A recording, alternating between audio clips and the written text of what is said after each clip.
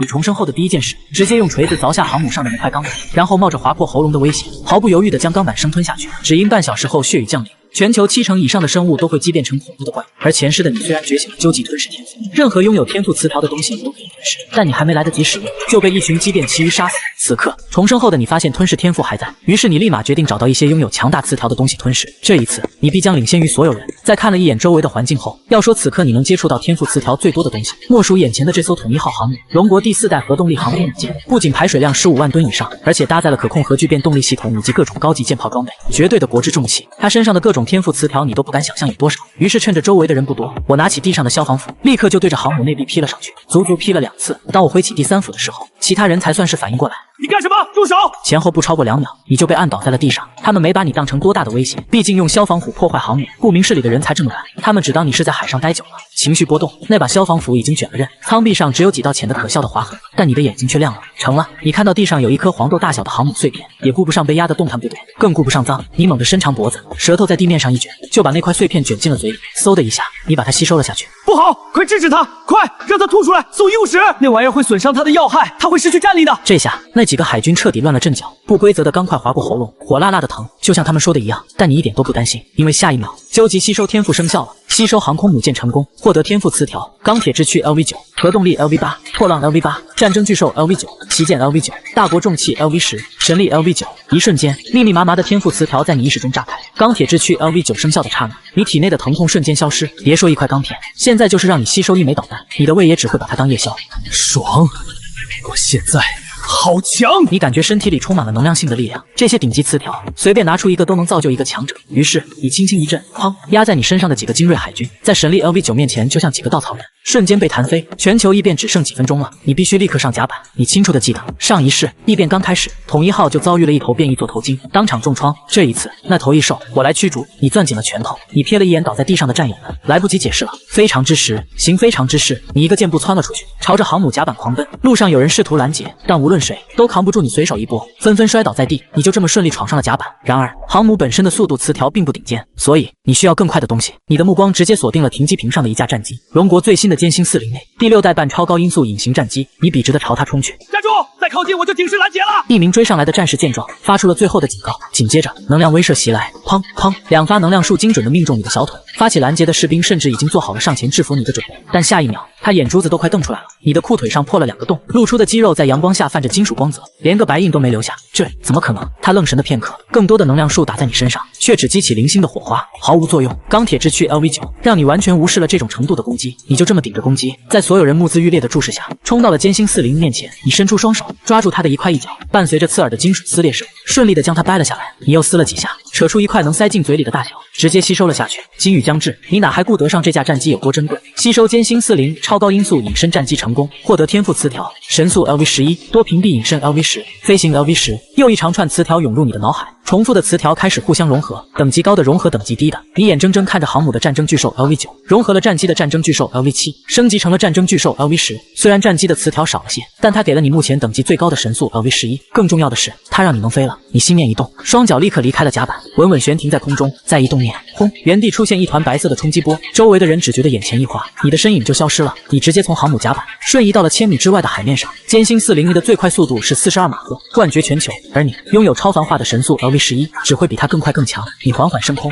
从高处俯瞰整个航母编队，寻找下一个目标，就是你了。天网级电子侦察船，你锁定了目标，身形如陨石般俯冲而下。这艘船是龙国情报站的王牌，能侦察，能干扰，甚至能强行进行信息对接。连续播放3个小时的《熊出没》，是让无数敌人闻风丧胆的存在。没说的，还是吸收。尽管你拥有多屏蔽隐身能力，但天网级的相控阵雷达还是捕捉到了你。可问题是，隐身战机在雷达上也就是一只大鸟，而你反馈到雷达上的信号点只有半颗黄豆那么大。这种数据通常会被当成系统误差忽略掉。就在船上的战士们还在辨别这个异常信号时，你已经悄无声息地降落在了船上。你用手指顺利地在船壁上抠下一块碎片，塞进了嘴里。想变强就得吸收。吸收天网级电子信号侦察船成功，获得天赋词条：侦察 LV11，全线接入 LV9。除了重复的词条外，你又多了2个关键能力，尤其是侦查，你马上就要用到它。啪嗒啪嗒，冰冷的液体滴在你的脸上，你抬头，不知何时，天空已被红云笼罩，带着意味的金色雨滴开始落下。你抹了把脸，看着手上的金色液体，全球异变开始了。你知道这个世界的局势动荡了，如果不是时间紧迫，你真想把整个航母编队都吸收了。但现在那头变异座头鲸马上就要出现了。侦测，你心意一动，以你为中心，一个无形的探测领域瞬间扩散开来，视觉、微波、电磁、热能，方圆数百公里的一切都在你的感知中无所遁形。几乎就在你找到它的同时，海面上所有人都感受到了，海平面正在剧烈抬升，一个庞大到令人绝望的阴影在海面下肉眼可见。座头鲸，不，现在应该叫它旭鲲。异变后的它，体型比15万吨的统一号航母还要庞大，那幽暗的身影就在航母正下方，正急速上浮，准备像上一世那样给统一号来个重创。警报声响彻舰队，你看到统一号正在紧急转向，护卫舰也从侧翼发射了鱼雷，但没用，深海鱼雷在那庞然大物身上击中，虽有金色的液体涌出，但对他而言，那点伤跟蚊子叮没什么区别，反而彻底激怒了他。后，旭鲲在水下搅动身体，巨尾一甩，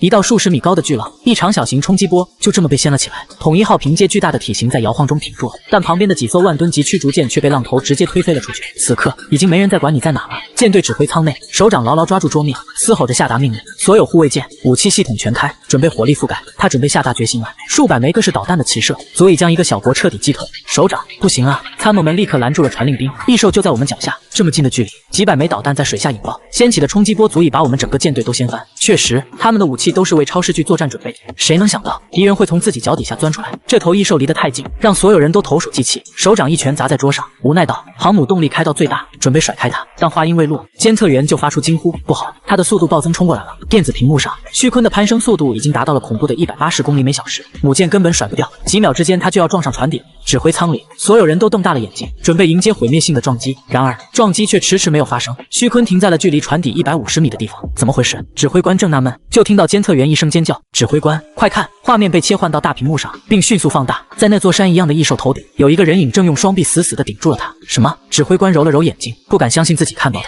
那真的是一个人。此刻的你早已变了模样，灰发银瞳，背后浮现出2只钢铁巨炮的虚影。你顺利顶着旭鲲的头，神力 LV9全力爆发，尽凭一己之力，生生止住了他的上浮。嗷呜！旭鲲发出愤怒的咆哮，全身浮现出深蓝色的纹路，力量瞬间暴涨，巨尾在水下一拍，力量几乎翻倍。但那又如何？指挥舱内，所有人再次倒吸一口凉气，因为在你的背后，一艘更加庞大的航空母舰的虚影浮现出来，舰体上闪烁着幽蓝色的光芒，如同神迹降临。神力加15万吨航母的自重加核动力，你就像强按牛头喝水一样，催动着航母虚影，狠狠地砸在了旭鲲的头上。轰！撞击声沉闷如雷，笔硬，钢铁之躯踏过水，大片的海水瞬间被染成了金色。旭鲲的额角被航母舰首撞的骨骼受损，伤痕累累。没人会用航母去玩近身碰撞，但你可以事实证明，15万吨的钢铁巨物玩起最原始的碰撞，同样无敌。旭鲲被这一下直接撞懵了，你抓住机会，瞬间闪到他的腹底，双手向上猛地一擎，恍惚间，你背后的航母虚影两侧伸展出了遮天蔽日的钢铁巨翼，舰尾处更是出现了2组巨大的喷气式引擎，神速加飞行加破浪，再加上航母的超级神力，给我起来！你高声提醒，顺利顶着旭鲲山一般的身躯，直接冲破水面飞向天空。长官，我看到了什么？统一号飞起来了！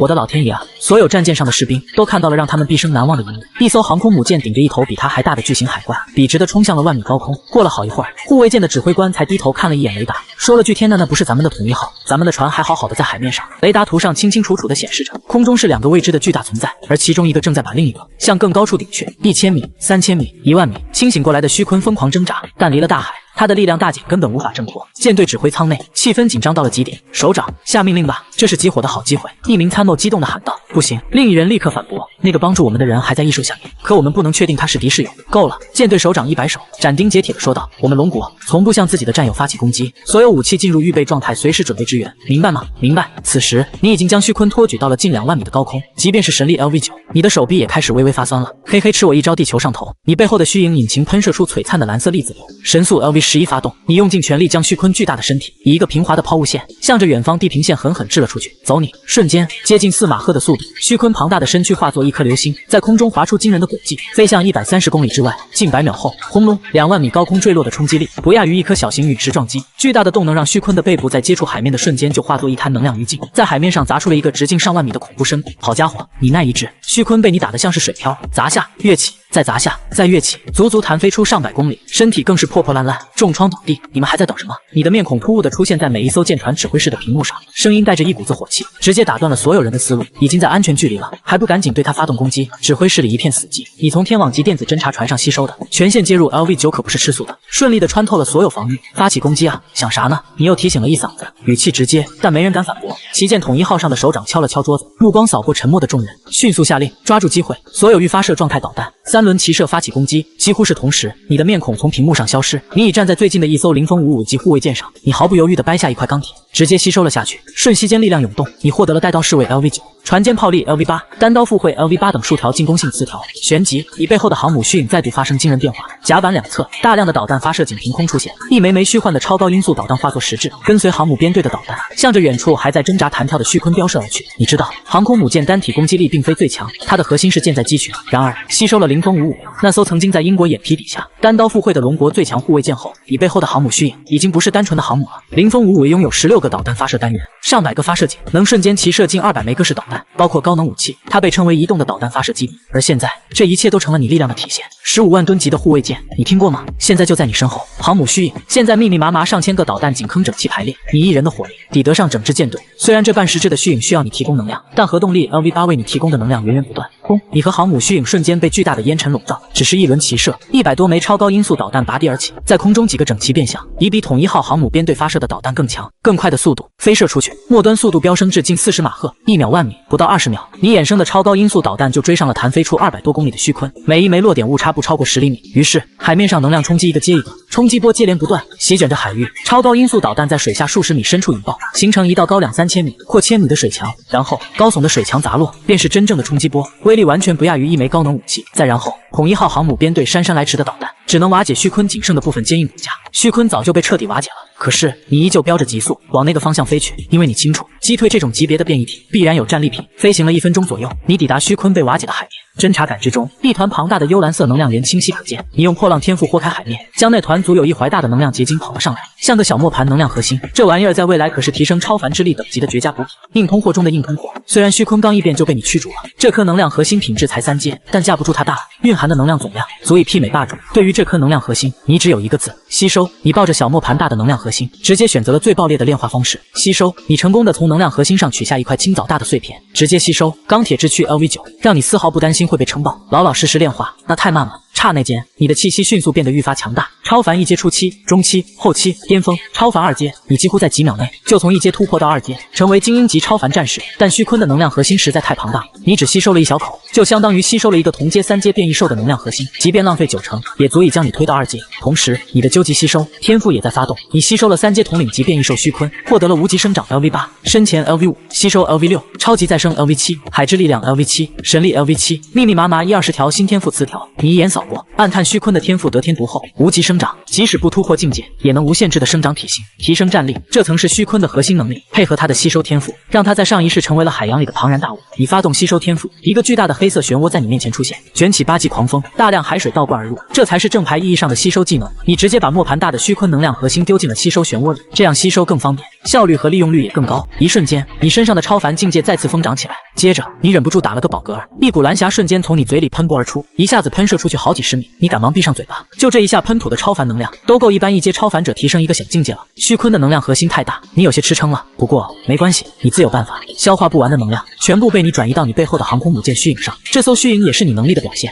无极生长的天赋开始发动，你背后原本定格在15万吨排水量的航母虚影，竟然膨胀了起来。15万吨、20万、25万吨、50万吨，大量的能量核心被吸收，你背后的航空母舰一下子比之前大了3倍不止。不仅如此，这艘千变万化的航母又出现了新的不同，它保留了所有特点，但现在又出现了一层新的生物薄膜。船舰外观也更具水滴状流线型，更趋向于复形态。船身由红底白灰变成了蓝黑2色涂装，刻画着玄奥的纹路，酷似旭鲲身上的天生超凡纹路。它现在更像一艘电影里的超未来生物战舰。你的超凡之力也节节攀升，虽然无极生长消耗了大量力量，但旭鲲的能量核心实在太大，你自身能消化的哪怕只是一小部分，也让你轻松再次突破，一路破关，顺利达到了超凡3阶领主级，并且一直到达领主级巅峰才停下来。呼，爽！你忍不住低吼一声。领主级足以成为一座中型庇护所的城主，庇护数十万人。你挥手前推，50万吨的航空母舰虚影直接向前重重砸在海面上，瞬间迸发出更大的冲击波，100米水墙顷刻而起。只是一次挥手造成的攻击，力量就不逊于之前上百枚超高音速导弹的集火能量冲击。你的力量发生了翻天覆地的变化。如果你再碰到一只这样的3阶虚鲲，只需操纵背后的航空母舰轻轻一拔，便能轻易将它重创。这无极生长虽然消耗资源堪称无底洞，但这种无上限的增长也太过特殊天赋了。你对这个天赋词条非常满意，而且有航母虚影代替你体型增长，你也不用变成肉山巨汉。排除了唯一的隐忧，我现在的力量根本就不是第3阶领主级所能承受的。你眼底闪烁着光芒，即便上一世你没资格接触霸主级超凡生命，但骨子里的生命本能在告诉你，霸主级也不过尔。你收起航母虚影沉降下去，单手就捞起海水里不断沉浮着的巨大白骨，这是虚鲲的骨骼，即便被击溃一些，大部仍然保留。领主级的骨骼绝对是最优质的超凡材料，未来价值连城。你将这块重量足足有2-3万吨的骨骼从海水里拖出来，看了一眼鲸鱼越下越大的天空，鲸鱼倾盆，异变持续发生，全球恐怕过半人口和动植物都已异变了吧。你拉着虚鲲的骨头向统一号航母编队飞去，你知道这个世界上能免除异变不受鲸鱼影响的地方不多，龙国的航母编队算一个。因为在这场全球异变的天灾中，一些小说和影视里的概念如国家气运也具现化了。统一号航空母舰显然背负着龙国很大一部分国家气运，拥有大国重器 LV10。从红云鲸鱼到现在航母编队上没有任何一个战士异变，正是因为守护力量的庇护。你很清楚统一号本来是要被虚鲲重创的，守护力量外泄，最终只能作为一件战争兵器。现在你击退了虚鲲，保全了它。航母编队拥有消灭任何统领级变异体、伤害霸主级变异体的力量，但驾驭他们的士兵们还是太脆弱了。因此你决定好好帮助这些士兵们强化一波，帮助他们觉醒真正的超凡力量。因为这鱼脊骨中还有着被称为软黄金的鱼骨髓，这是虚鲲身躯中唯一温顺到普通人都能直接吸收的特殊资源，用它帮助航母编队中的士兵洗涤身体，刺激超凡力量。大多数都能开启天赋，成为真正的超凡战士，哪怕不能也能大大强化身体，成为准超凡士兵。你已经准备好给自家龙国的战士们送上这样一份大礼。而与此同时，统一号航空母舰的指挥舱内，各级人员正在忙碌着。参谋长向前来汇报的人员问道：怎么样，查出我们电子信息网络中的漏洞了吗？报告，还没有。负责的战士额角如是面露难色。参谋长，我们的电子防御系统显示并没有遭到任何破坏。对方更像是直接拿着我们的钥匙，直接打开了我们的大门，绕过了我们的防御，直接就进来的。这怎么可能？参谋长曾经也是精通电子信息技术的人物，他深知这需要多么强大的技术力量和硬件支持。这种绕行比强行破坏防护更加恐怖。这时，负责监测雷达阵列信息的士兵惊呼：报告，那个人正在飞速向我们接近，飞行速度约为12马赫，大约会在58秒后到达我方方位。12马赫，参谋部大吃一惊，怎么就12马赫了？之前监测的他的飞行速度不是只有4马赫左右吗？怎么突然就翻了3倍？这个数据的变化，让之前所有针对你的应对方式都成了废纸，几乎失去了任何反制措施。因为你不仅速度惊人，还掌握着隐身特性和权限接入能力。他到底是怎么做到的？他们百思不得其解，这已经超出了他们的认知范围。那我们要对对方进行拦截吗？对方马上要再次闯入我们的安全防范距离了。有参谋指着屏幕上那代表你的雷达标注目标问道：每过1秒钟，留给他们的反应空间就会减少4公里。参谋部里7、8个参谋，有要战的，有觉得应该尝试友好交流的，一半一半，但大部分都觉得得与你保持安全距离，不能让你接近100公里以内。所有参谋都看向一直不说话的舰队总指挥，鹰派的参谋长们都期待地看着这位出了名的强硬派，等待他下达命令。然而总指挥并没有着急回复，他抱着电子屏幕一遍又一遍地重复播放着舰队捕捉到的部分你和虚鲲战斗的画面。等到视频看完，他又将视频进度条回拉，展开放大投射到屏幕上。你们看，他身上穿着的是我们的军靴，腰带也是我们海军的。总指挥官将你的身影放大，特意把你的军靴放大后给其他人看。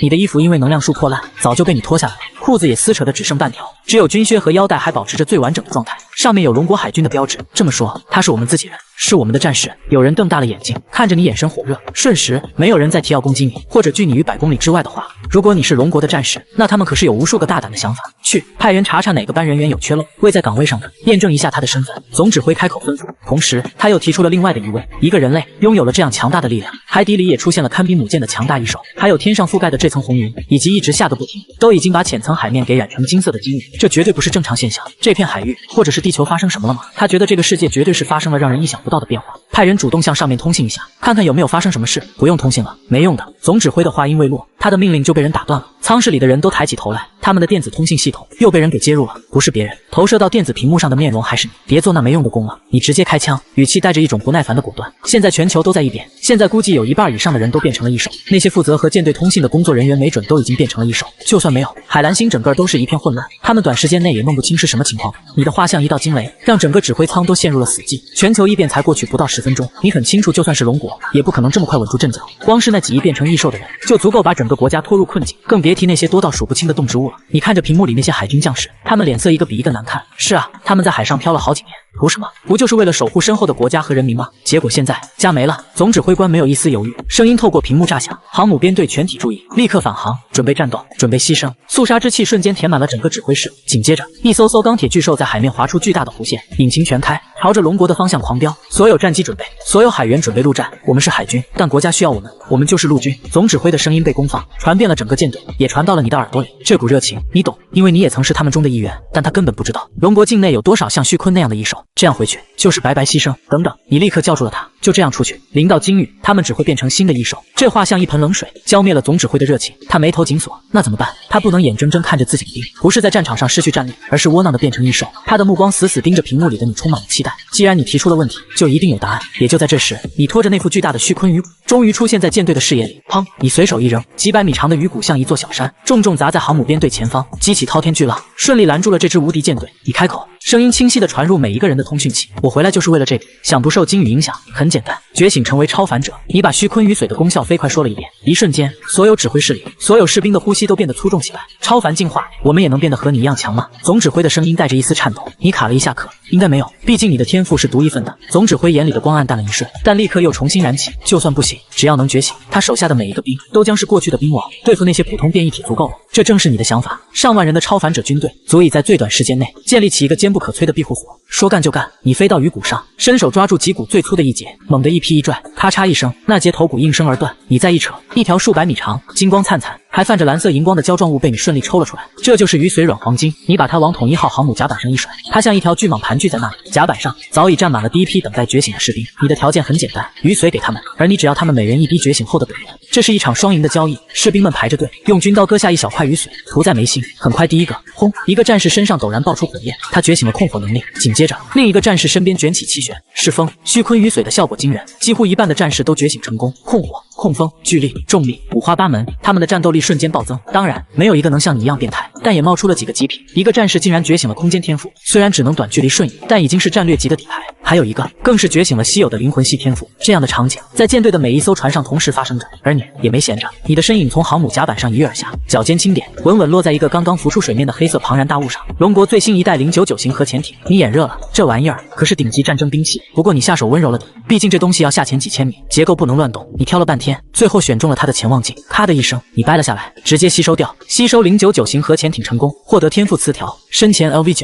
超级抗压 LV9、隐匿 LV8、暗袭 LV7、深海巨兽 LV8，又是10几个高级词条到手，你当然不会放过这个机会。高级词条和低级词条的差距是天与地。紧接着，你又花了点时间，把另外2种大型驱逐舰也吸收了个干净。虽然新能力不多，但大量的同质天赋让你的词条等级疯狂飙升。神力 LV9晋升神力 LV10，破浪 LV8晋升破浪 LV9。大概2个小时后，上万份超凡本源也准备好了。如果说吸收战舰是专精，那吸收这些战士的天赋就是广博。你看着收集起来的金色液体，发动了吸收，轰！一股前所未有的饱腹感，甚至撑爆感涌上脑海。你感觉自己快要被能量冲击，身体周围不受控制的冒出火焰、冰霜、落石、闪电，那是上万个天赋瞬间涌入导致的力量失控外泄。吸收混合超凡本源成功，获得天赋词条：玩火大师 LV2、冰魄 LV2、木之星 LV3、强体 LV3、冰王 LV2、科学家 LV3。无数词条在你眼前刷屏，密密麻麻，根本看不过来。紧接着，海量的同质化天赋开始疯狂合并融合升级，是一团赤色火焰在你脚下窜出，瞬间将航母的特种钢甲板烧得发红发亮，留下一片熔融的痕迹。火焰宗师 LV6 还不止，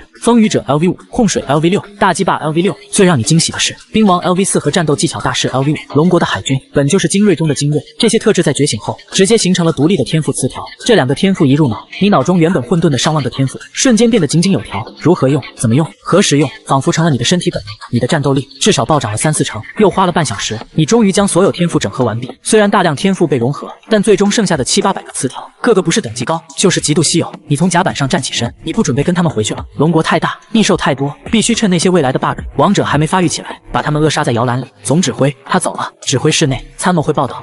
我知道。总指挥官放下了手里的便携屏幕，上面是你的全部资料。他很理智，没有挽留，让他去吧。总指挥沉声说，他是从我们这里走出去的兵，相信他，凭他的能力，一个人能做得更多。说着，他切换了屏幕，一张报告投射出来。看到报告的瞬间，所有人的目光都凝固了。报告上只有一句话：龙国全局动荡，或者说全世界都局势动荡。鲸鱼之下，人类觉醒的超凡者数量不少，龙国几千万总有的，但是异变的人类有8-9亿，异变的动植物更是这个数字的几百几千倍，差距太悬殊了。全速前进！总指挥的声音沙哑却坚定。我们必须尽快在沿海建立第一个庇护所，为龙国保留火种。5分钟，你以12马赫的速度从外海直接抵达了龙国大陆最南端的城市灵城。你记得前世有一只霸主级的异兽，就是从这个城市的动物园里出来的，一只黑猩猩。你直接降落到全城最高的摩天大楼顶端，俯瞰下方，异变已经开始了3个小时。那家伙应该已经完成了。你闭上眼。侦查能力如潮水般铺开，瞬间覆盖全城。你直接过滤掉领主级以下的能量信号。很快，城东方向一个极其庞大的能量源正在肆虐，抓到你了！你睁开眼，身影瞬间消失。3秒后，你已经悬停在了那只黑猩猩的头顶。下方，一个叫狂野星领主级变异生物的异兽正玩得开心。他站起来足有6米高，力气大得惊人。此刻正把一栋30-40米高的大楼当成棍子，疯狂地向四周挥舞。咚咚咚，5-6万吨重的大楼在他手里轻飘飘的，每一次挥动都产生一大片击退效果。无数人被从废墟里甩出来。狂野星张开巨口用力一吸，那些人就像花生米一样被吸进嘴里，伴随着咀嚼声被他吸收掉。那场面令人不适。他刚吸收一个超凡者能量的补充，让他兴奋地捶打着胸口，发出震天咆哮。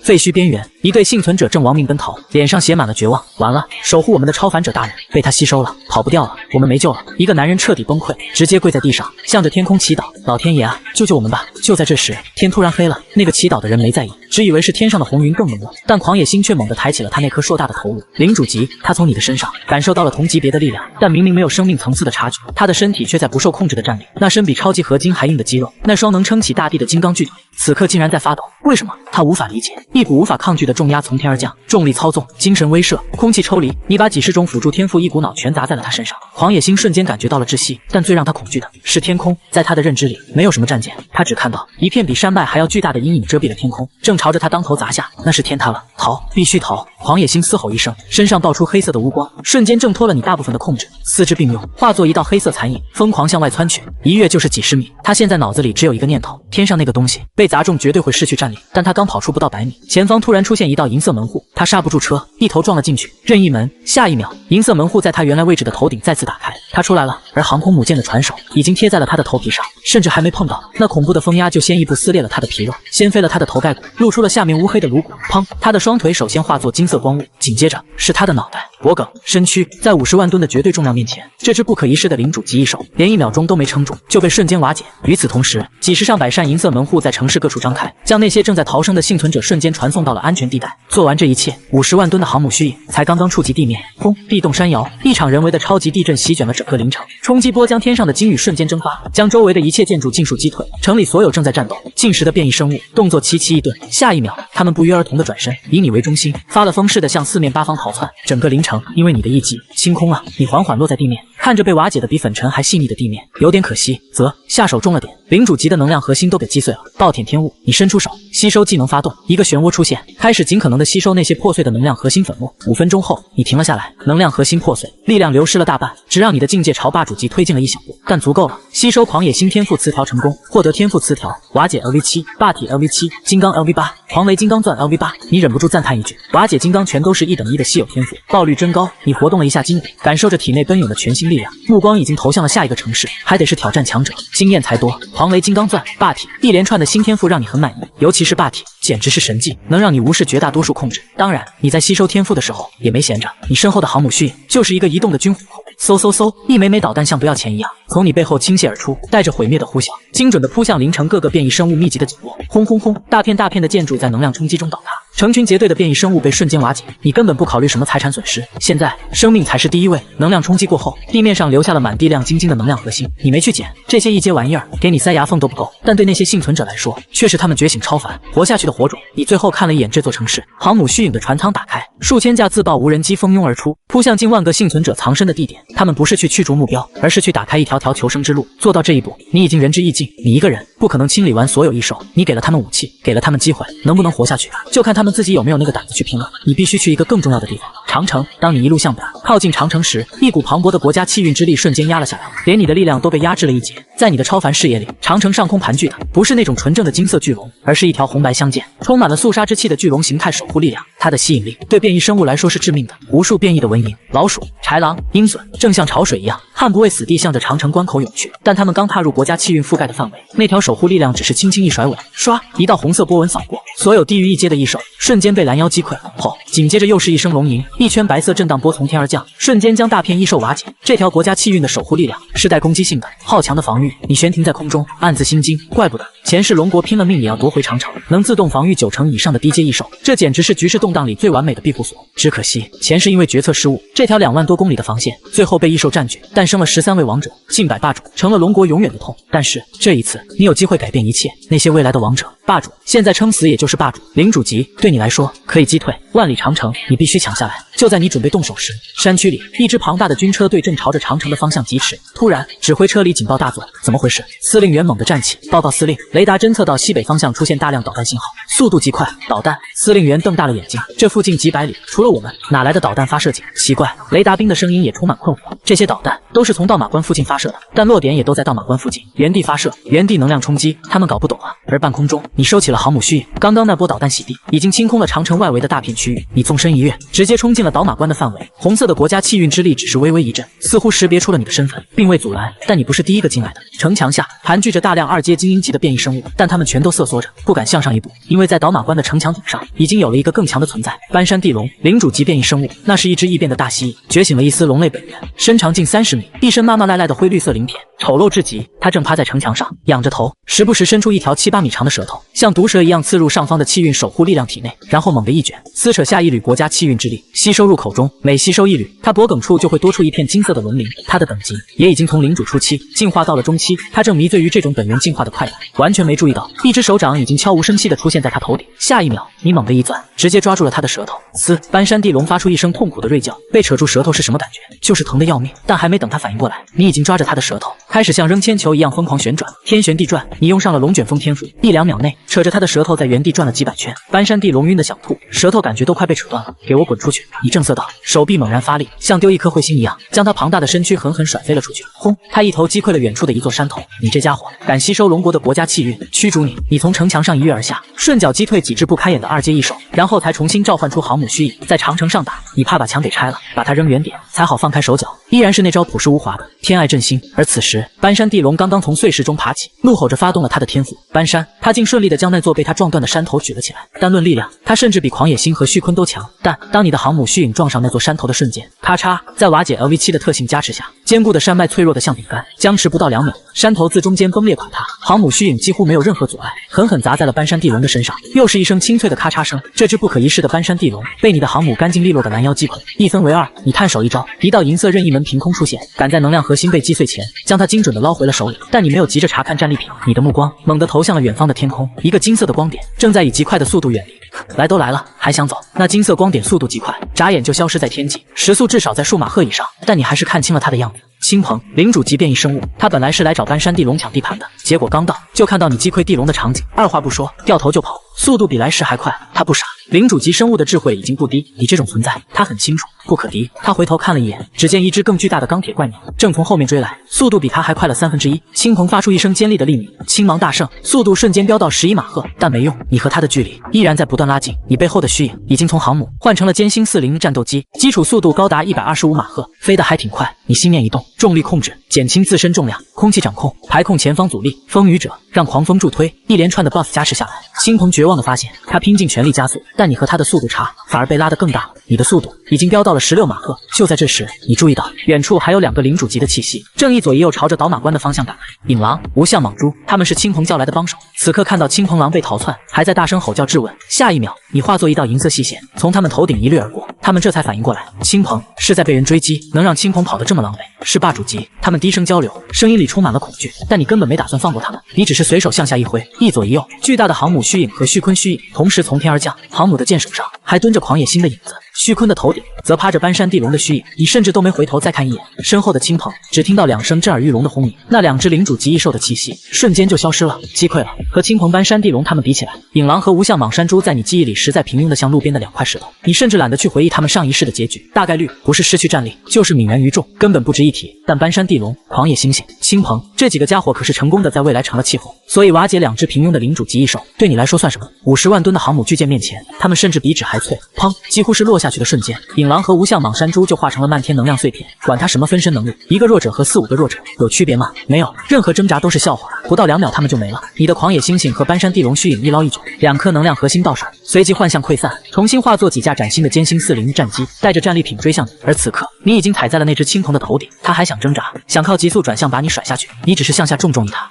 这一脚是大力沉，踩得他发出一声凄厉的哀鸣，身形狂坠数千米。你很清楚，这家伙本源不纯，只继承了速度，没继承大鹏鸟的强悍体魄。这一脚下去，他翅膀的骨头不知道裂了多少根，每一次扇动都带着钻心的疼。他飞得歪歪扭扭，像个喝醉的酒鬼。你稳稳地压在他右侧的翅膀上，断了他所有拉伸的念想。退下，愤怒让他暂时忘了恐惧，身体猛地像洗衣机滚筒一样高速旋转起来，青色的旋风随之刮起，试图将你击退。但你只是伸手，一把抓住他脖颈的灵女，身上黑光爆燃，霸体 LV7，黑白二色的气流缠绕在你周身，瞬间抵消了所有作用在你身上的力。你就像一块磁铁，死死地粘在他身上，反倒是他自己被你薅掉了一大把漂亮的羽毛，疼得直叫唤。旋转很快就停了，他耗不起，而你从始至终纹丝不动。你扫视了一下四周，觉得动静闹得差不多了，是时候收网了。你伸手缓缓抚上他的翅膀，语气淡漠的像在宣判：好了，你的作用已经结束，把能量核心交出来，你就可以被驱逐了。话音刚落，你手上猛地用力一撕，吃啦！金色的液体纷飞，混杂着天上落下的异变雨水，根本分不清彼此。一个1.8米的人类顺利剥离一只一展几十米的鹏翼，这画面冲击力到了极点。令青铜的惨叫响彻云霄，断翅如同一排锋利的刀片坠落山间，瞬间削平了一大片山林。他还想自救，单翅扑腾着，断口处青色气流涌动，试图用风属性能量临时模拟出一只翅膀。可惜你已经从撕裂的伤口看到了他胸腔里那颗青黑中带着点点金光的能量核心。你伸手一抓，他刚凝聚的能量翅膀就像气泡一样噗的破了。你顺势一捞，在他绝望的目光中将那颗能量核心顺利的从他体内掏了出来。青铜发出了最后一声凄厉的惨叫，生命力如同开闸的洪水般飞速流逝，眼中的神采迅速暗淡，直至彻底熄灭。下一秒，他庞大的身躯一头栽下，狠狠撞在山头上，轰隆！就在他撞山的前一秒，你已经脱离了他的身体，轻巧地跃上了追来的战机。几架战机迅速组合，变回了那艘悬浮于空中的生物航母。你接过狂野猩猩和斑山地龙递来的2颗能量核心，加上刚刚到手的这几颗，差不多可以来一波大的。但在那之前，还有些苍蝇要处理。你心念一动，核动力磁条发动，无限的能源瞬间涌入舰体，一枚枚超音速导弹在甲板上迅速成型，一轮百发齐射。那是过去了，现在一轮就是数百枚。你刚才故意闹出这么大的动静，就是为了把那些藏在长城附近自以为是的领主级异兽都给引出来，爱看热闹是吧？想捡便宜是吧？在你的感知中，方圆几百公里内，绝大部分领主级异兽都离开了他们盘踞的城关，一个个不是偷偷摸摸的往这边凑，就是找个山头远程吃瓜。他们脱离了国家气运的庇护，却还不知道自己看的热闹，主角其实是他们自己。都出来了吧？那好，一起上路吧！顷刻间，上千枚导弹呼啸着从甲板上升空，撕裂天幕，精准地扑向每一个吃瓜群众。等那些超高音速导弹呼到他们脸上的时候，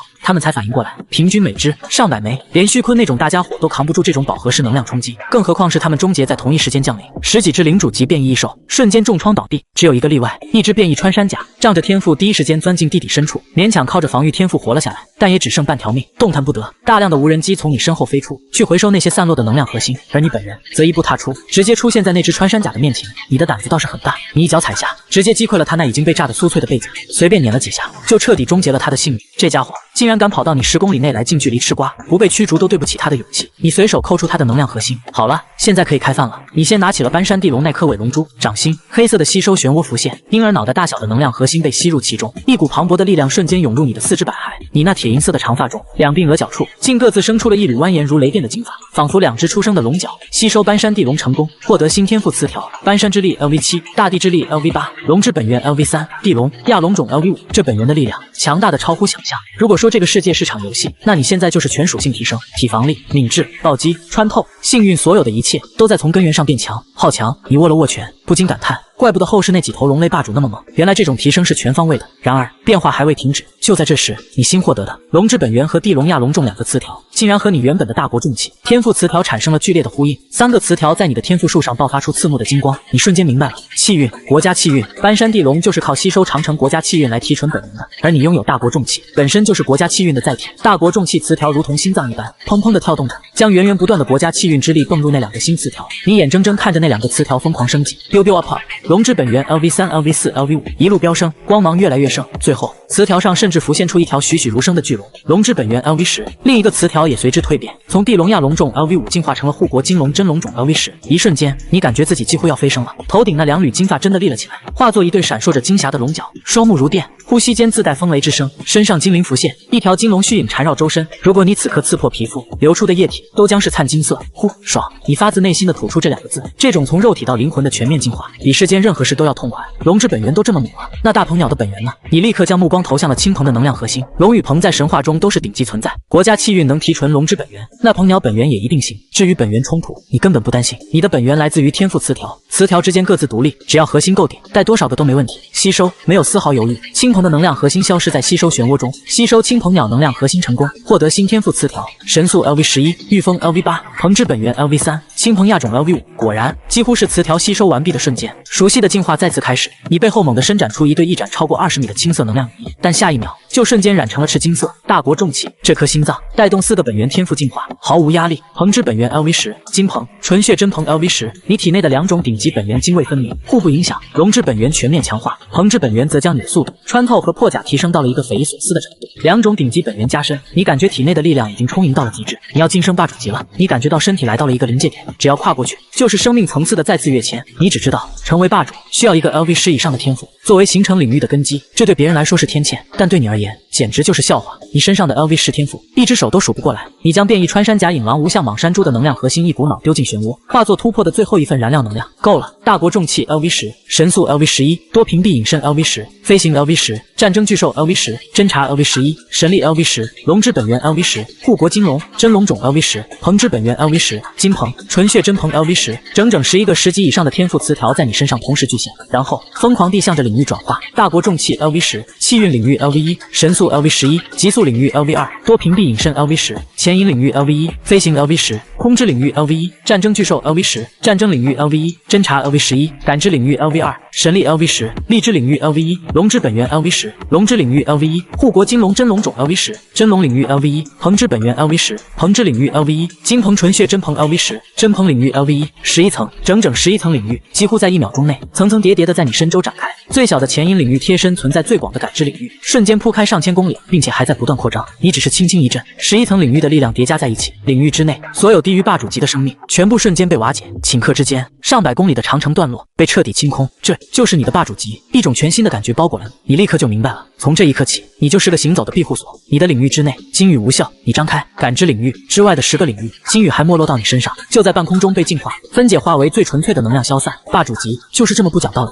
那些坐镇一地、终年不动的龙国霸主，你很佩服，但你做不到，也没那个耐心。你心里的念头简单又直接，把这些家伙全驱逐了，或者全赶出去，不就什么事都没有了？这个念头让你浑身舒畅。随着你晋升霸主，极速领域也升到了 LV2， 你的速度直接翻倍，一念之间，身形已在10几公里之外。因此，那些缩在长城上没敢冒头的领主级一手，他们的末日到了。对现在的你来说，制服一个领主和踩扁一只蚂蚁区别不大，无非是多用一根手指头。刷，你出现在一只领主级异兽面前，他甚至没看清你的脸，你伸手一提一掐，咔嚓，颈骨受损，生命没了。他想反抗，简直是笑话。你的11层领域压下来，就像一座无形的山把他死死定在原地，他连动弹一下都成了奢望。领主级在你面前，脆弱的像纸一样。然而威风还没耍够，就有人主动上门来找不痛快。谁？你猛地抬头，感觉到北方的感知领域被人像撕纸一样暴力的扯开一个大口子。你的感知范围里瞬间出现了一片刺眼的空白，能撕开领域的只有同级别的领域，来者也是霸主级。在这个异变刚开始的时代，霸主级就是未来王者级的种子，只要不倒下，9成都能登顶。所以说，这个撕开你领域的家伙也是个未来的王者，胆子真肥。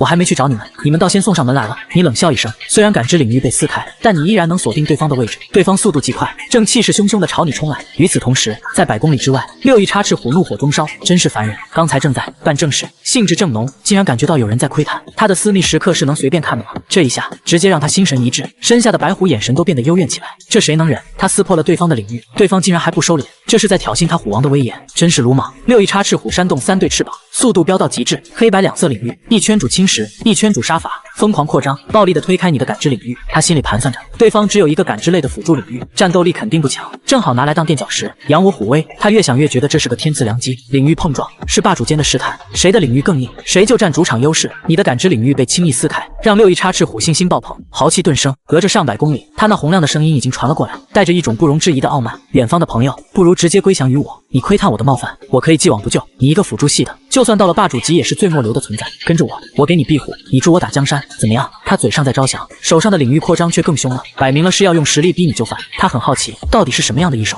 能靠辅助能力混到霸主级，简直是奇葩。100多公里的距离，对霸主级来说不过是半分钟的事，你干脆停在原地，懒得动了，就等他自己送上门来。很快，当6翼插翅虎隔着几十公里看清你身影时，虎眼瞬间瞪得滚圆。人类怎么可能？他的第一反应是懵逼，6只翅膀都扇乱了节奏，刻在骨子子里的被恐怖直立猿支配的恐惧一下子涌上心头，他下意识就想掉头开溜，但下一秒，恐惧就化为了极度的羞愤和恼火。他愤怒地咆哮起来，驱散了心中的恍惚。怕什么？我现在是霸主级，人类的武器和工具早就伤不到我了。人类服从于我。他的语气变得更加高高在上，几乎是在下令收服一个霸主级的人类当仆从。哈哈哈！全天下还有比这更爽的事吗？他想起了在马戏团里受到的虐待，异变后第一个就吸收了饲养员，现在这股报复的快感让他兴奋地发抖。可你却被他这种羞辱式的呵斥给逗笑了，真是鲁莽！你原本还想跟他玩玩，现在你只想让他消失得快一点。你收缩的领域一圈圈重新张开，首先是金色的气运领域 LV1， 看到你身上又多了一层领域。6翼插翅虎的嚣张收敛了一点，双重领域和他一样，没事，他有一个是无用感知领域，我两个都是进攻型，优势在我。他在心里给自己打气。然后你的第3重领域展开，战争领域 LV1， 6翼插翅虎飞行的身形猛地一顿，头皮瞬间发麻。3重没事，3重我也能打。他嘴硬地安慰自己，但已经闭上了那张招降的臭嘴。他在心里疯狂默念，他有一个是无用感知领域，他有一个是无用感知领域，但蜜之领域、潜影领域、龙之领域、真龙领域，剩下的领域几乎在同一瞬间如花瓣般层层绽放。那一刻，6翼插翅虎的眼神从惊异变成了惊恐，再从惊恐化为了纯粹的绝望。那根一直高傲竖起的虎尾，嗖的一下就夹进了屁股底下，没有一丝犹豫，他转头就跑。可恶，这到底是什么异兽？他在心里疯狂咆哮，嘴上却一个字都不敢骂出来。那密密麻麻、层层叠叠，跟旋风薯片一样的领域光环，到底是什么鬼东西？他想撑开领域加速逃跑，却发现周围的空间变得粘稠无比，他的2个领域被死死地压制了回来。他回头惊骇地看了一眼，发现压制他的竟然就是那个被他鄙视的感知领域。怎么会？之前你能被他撕开，是因为你把领域铺得太开，牺牲了强度，而现在当你将感知领域 LV2 收缩回来时，强度瞬间飙升，你的领域就像一双无形的大手，将他的双重领域死死地挤压、揉捏，最后压制到只能在他体表形成一层不到2厘米的薄膜黏腻实质的感觉传来。6翼插翅虎的速度和力量都被大幅削弱，他感觉自己像是掉进了深海，正在溺水。就这点本事，还想收服我？你的语气充满了不屑。紧接着，你的其他领域覆盖了过来，极速领域降临，6翼插翅虎的速度瞬间被削减到只剩2-3成。他惊恐地发现，这又是一个2级领域。再然后，空之领域压下，你直接剥夺了他飞行的能力。6翼插翅虎就像一台引擎熄火的飞机，徒劳地扇动着翅膀，划着一道狼狈的弧线，从数千米的高空笔直地朝着地面砸了下去。轰一声巨响，尘烟四起，他没被击倒，但也摔了个七荤八素。就在这时，一阵龙吟，一阵鹏鸣，响彻云霄。6翼插翅虎一个机灵，顶着昏沉的脑袋从坑里爬起来，疯狂向四周张望。龙鹏附近还有其他霸主级异兽，他眼里闪过一丝希望，扯着嗓子就喊：“救命！救命！”喊着喊着，他的声音越来越小，最后噎在了喉咙里。因为他终于反应过来，那2股纯粹到让他灵魂战栗的本源气息，来源正是你。一个人类，凭什么本源比他这个异兽还纯？纯血真龙，纯血大鹏。他感觉自己的脑子已经不够用了。就在他发愣的瞬间，你的身影拖着残影已经出现在他头顶，一脚狠狠踹下，轰！6翼插翅虎的巨大身躯被你一脚直接踩进了地里。他只感觉世界天旋地转，眼前一黑，在睁眼时，身体轻飘飘的，仿佛回到了还没被卖进马戏团时，在森林里当山大王的美好日子。不对，我在走马灯。下一秒，一股巨力从他背后涌来，你用地形天赋钻到他身下，又是一脚把他从地里踹飞出来。咔嚓，翅膀断裂的剧痛传来，但很快又变成一种暖洋洋的酥麻。他眼前又出现了幻觉，自己正骑着那只漂亮的白虎，享受着。可恶！他一个哆嗦，猛地惊醒，又走马灯了。大口的能量碎片混着金色的液体从嘴里涌出，仅仅2脚就让你把他打到了濒临失去战力。他想撑开领域防御，但在你11重领域的压制下，他的领域连离开体表都做不到。你伸手像滴溜一只大猫一样拽住了他10几米长身体的后颈，1米8的你薅着一只5、6米高的巨虎。画面虽然滑稽，但6翼插翅虎却像只温顺的猫咪，一动也不敢动。你的攻击彻底唤醒了他骨子里的胆怯，他怕了。别驱逐我可以做你的坐骑。你拎着他，眼神从冰冷变得有些无语。上一秒还叫嚣着让我臣服，下一秒就跪地求饶想当坐骑，你不觉得可笑吗？这种外强中干、退缩的样子，让你连战斗的兴致都提不起来了。你这种货色，给我当坐骑我都嫌丢人。况且你凭什么觉得我会原谅你的冒犯？话音未落，你手上发力，嘎嘣一声脆响，你直接重创了他的颈部要害。你把这话说给了他的残骸听，你伸手破开他的头颅，取出那枚黑白2色的能量核心。就在他失去生机的瞬间，天地异象突生，一声震彻千里的虎啸响彻云霄，一只庞大的血色插翅虎虚影浮现在天空，100公里内清晰可见，强者悲鸣，残像升空。紧接着，金雨倾盆而下，范围内的红云在3天内将加厚9000米，这是强者陨落的余响，也是对击败者最显赫的荣誉证明。上一世你见过这种景象，但这一次主角是你自己。那只6翼插翅虎失去战力了。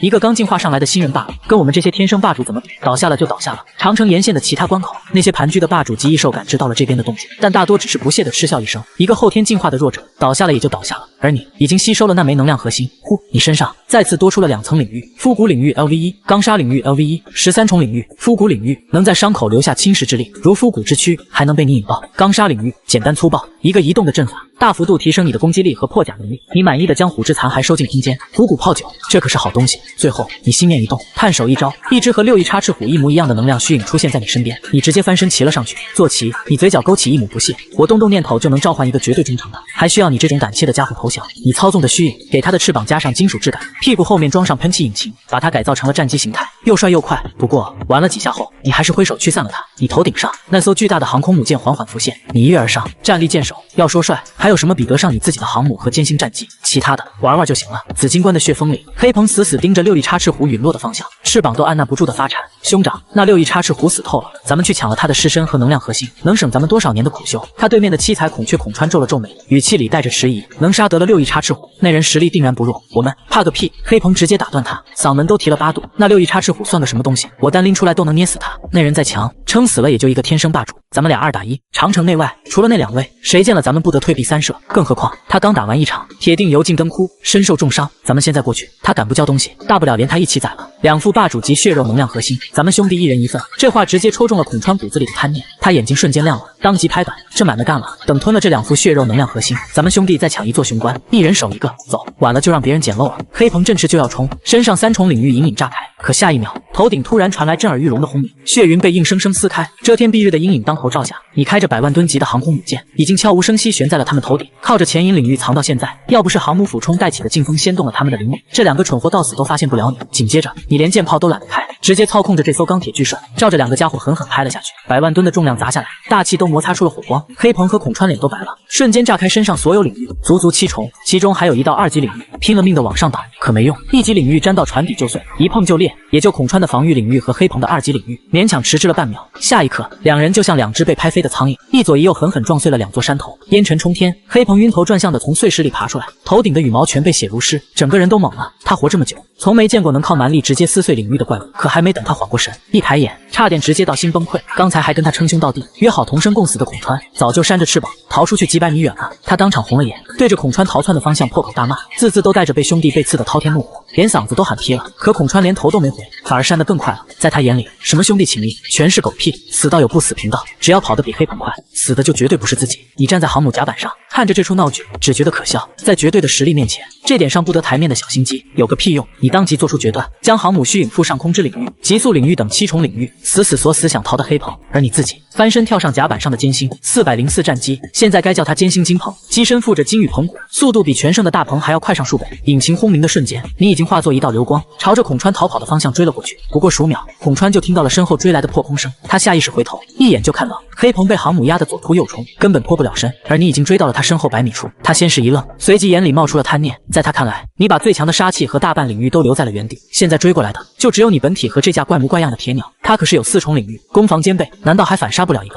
残血的你？可这个念头刚冒出来，就被你直接碾碎。下一秒，你身上轰然炸开8重领域：战争、感知、龙血、真龙、鹏血、真鹏、虎血、真虎，1重比1重凶悍，威势直接压得孔川翅膀都僵了，他脸瞬间绿了，半点反杀的心思都没了，转身就拼了命的逃。可晚了，你操控着歼星金鹏从他头顶一掠而过，机翼狠狠一扫，直接把他从半空扇到了地上，砸出一个巨大的深坑。不等他爬起来，机腹弹舱全开，6枚制导导弹带着尖效，精准的朝着他砸了下去。轰鸣接连炸响，孔川拼了命的翻滚躲闪，用领域硬挡，可还是有3枚导弹结结实实砸在了他身上，翅膀当场折断，浑身是血。你操控战机俯冲而下，机腹伸出一对附着精灵的巨爪，照着他的脑袋就抓了过去。这一下下去，他的脑袋绝对会被直接捏碎。可就在这时，异变陡生，大地轰然开裂，数道带着星辰光点的翠绿柳枝猛地从地底钻出，一根挡开了你的巨爪，另外几根死死缠住孔川，拖着他就往回拽。有人敢从你手里抢猎物，你眼神一厉，怒火瞬间上头，反手就攥住那根刺向你的柳枝，双臂发力，硬生生把藏在地底的整条枝条都扯了出来。紧接着咔嚓2声，直接把2根核心柳枝齐齐扯断，地底深处的星辰骨柳瞬间肉痛，枝条都抖了一下。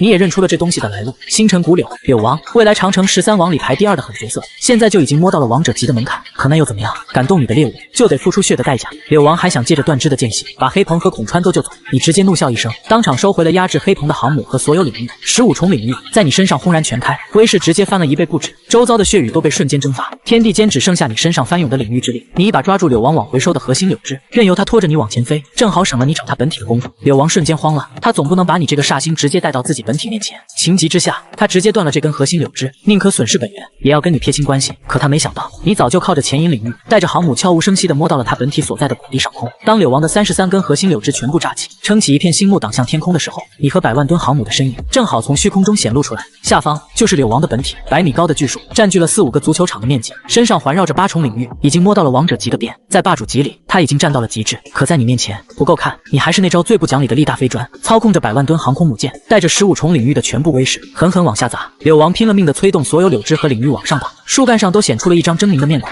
使出了浑身解数。可15重领域的碾压下，他的8重领域直接被压成了贴地的薄饼，33根核心柳枝被硬生生压弯，发出不堪重负的脆响。他根本接不住这一击。你站在航母甲板上，声音冷得像冰，传遍了整个谷地。敢从老子手里抢人，就得有死的觉悟。今天他们2个还有你一起上路。话音落下，你再次催动身法，所有天赋词条全力加持，航母下坠的力量又暴涨一截。这就是压垮骆驼的最后一根稻草。咔嚓声接连响起，柳王的核心柳枝一根接一根崩断，8重领域轰然碎裂，100万吨的钢铁巨兽带着毁天灭地的威势，直直砸向了他的本体。砰砰砰，接连3声爆响，你硬生生碾穿了星辰柳树的星幕，星辰之力凝成的光点在你面前脆得像纸糊的，一撞就碎，炸成漫天星屑。不止星幕，他赖以保命的核心枝条在你的巨力下根根撑裂爆碎，短短几秒，大半枝条直接废了。树干上的面容扭曲成一团，他扯着嗓子嘶吼，声音里全是骇然后悔。接了这么个破任务，招惹了你这么个煞星，老子真是血亏。他本体死死扎在深谷里，植物系超凡的主场优势再大，也改不了跑不动的命。霸主级巅峰又如何？在你面前，他连躲闪的资格都没有。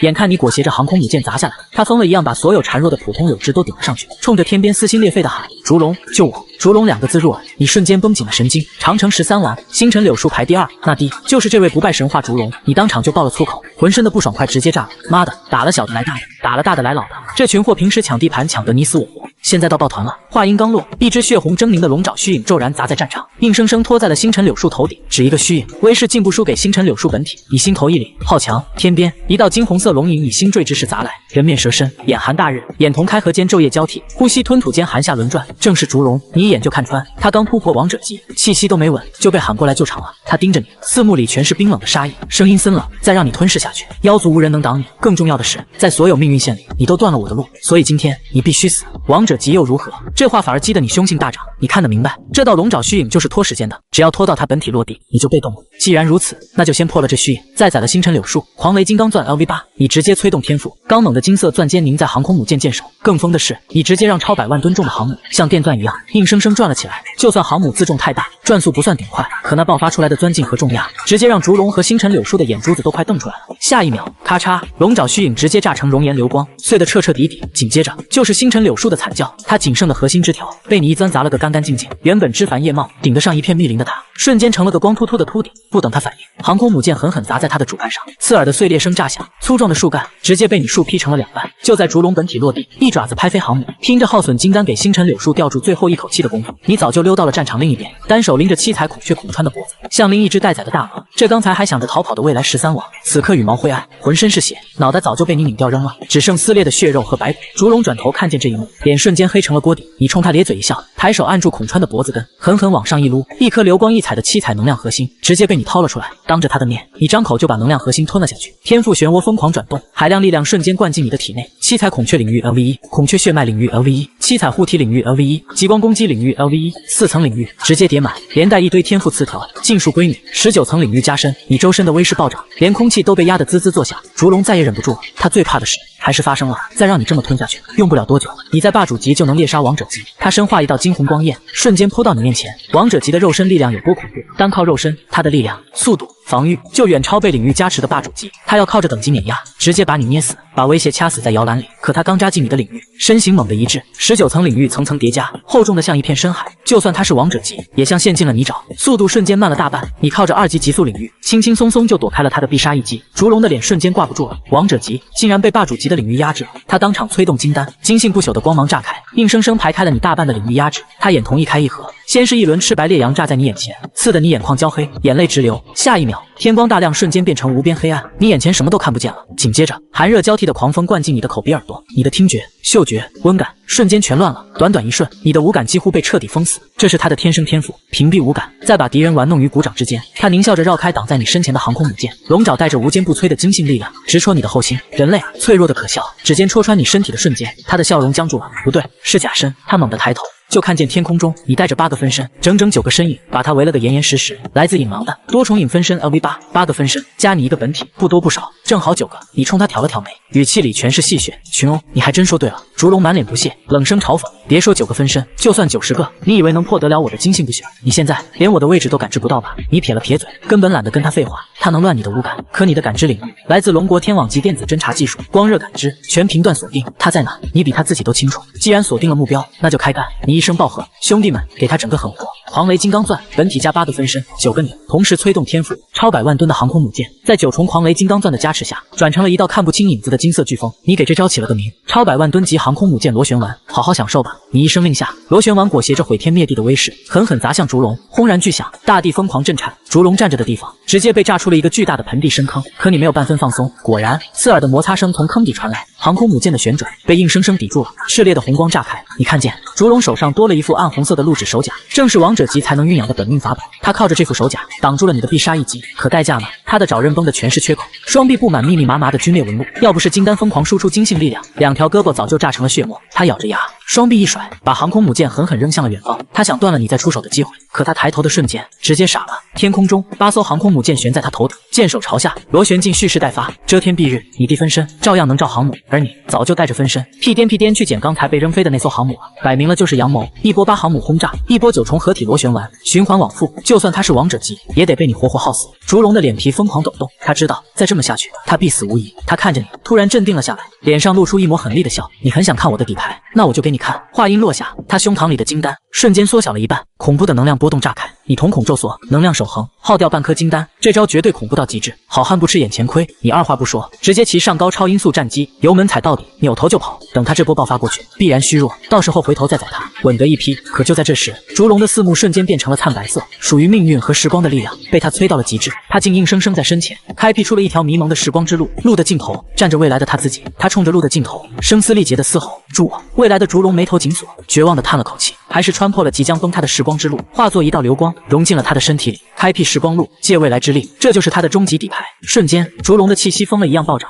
王者级初期、中期、后期、巅峰，眨眼间他就冲到了王者级的极致。狂暴的威势一震，砸下来的8艘航母瞬间被震得迟滞了大半。他随手一拨，8艘旋转的航母就全被拨到了别处，砸得山崩地裂。现在的他，就算你再砸出一发航空母舰螺旋丸，他也能稳稳接住。更要命的是，他的速度已经超过了你2级极速领域的极限。你回头看了一眼，心直接沉了下去，跑不掉了，再跑下去就是死路一条。你咬了咬牙，原本留到最后的底牌只能提前用了。你猛地调转方向，不再逃跑，反而朝着长城居庸关的方向疯了一样冲过去。烛龙在后面紧追不舍，猩红的眼睛死死盯着你。跑，你今天跑不掉，杀了你，我的前路自然就通了。你回头冲他比了个中指，放声狂笑。跑，老子什么时候跑过？不就是王者级巅峰？看老子今天生吃万里长城！话音落下，你直接扑到长城墙体上，张口就啃，疯狂催动吞噬能力。下一秒，提示音炸响在你的脑海，吞噬万里长城成功，获得天赋词条长城守望 LV15，仅此一项天赋，直接是5级。你周身的气息瞬间掀起了滔天巨浪。